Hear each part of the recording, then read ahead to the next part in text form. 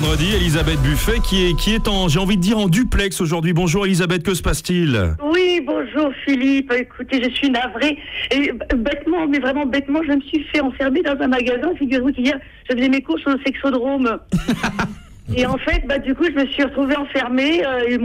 J'ai dû stagner un petit peu trop longtemps au sous-sol. Et ça ouvre un petit peu tard le matin. Qu'est-ce qu'on peut faire pour toi alors ce matin? Écoutez, j'ai déjà appelé le directeur, je ne sais pas faire quelque chose. En tout cas, rien à voir avec ce week-end. Je ne sais pas si vous avez vu, mais les agriculteurs qui bloquaient l'abattoir Charal. Oui, tout à fait. Ouais. Charal. J'avais pas envie de faire ça en fait. Charal qui fait partie du groupe Bigard. Alors du coup, en entendant Bigard, je me disais ça serait bien qu'ils fassent des steaks hachés rigolos. Vous savez, des petites blagues dedans, comme les carambars.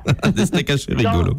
Bah oui, genre, avec un petit mot qui marquerait, je sais pas, qu'est-ce qui est invisible et qui sent la carotte. Un paix de lapin. Oh, bravo, monsieur Liado, vous avez de la culture.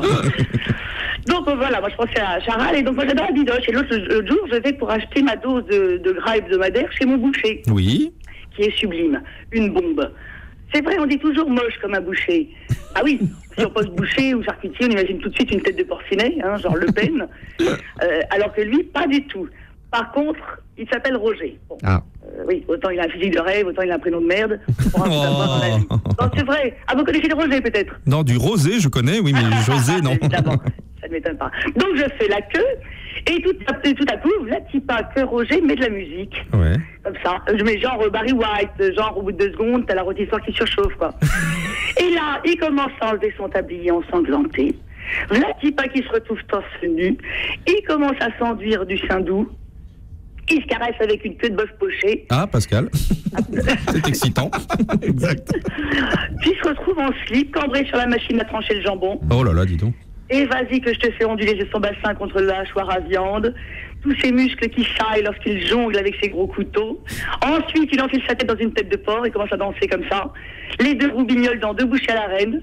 Et un rose dans les fesses. Et là, il se suspend à des crochets à viande, il tournoie au-dessus des rôtis, incroyable. Les bonnes femmes qui faisaient la queue avaient les escalopes en flammes. Oh, c'est beau le marché, hein. C'est très beau, c'est très aspiré. J'irais plus avec les enfants, moi. Mais il y a même une vieille dame qui est morte d'une crise cardiaque. Alors il a fini complètement à poil, les têtes de cochon qui dansaient avec lui en chœur, et c'est là où je me suis dit, il y a une couille. Soit j'ai fumé, soit il y a quelque chose. Effectivement, je m'étais endormie comme une merde dans le métro. C'était un rêve. Heureusement. Et du coup, alors, je me suis fait réveiller par un contrôleur fort sympathique. Je pense que je vous raconterai ça la prochaine fois.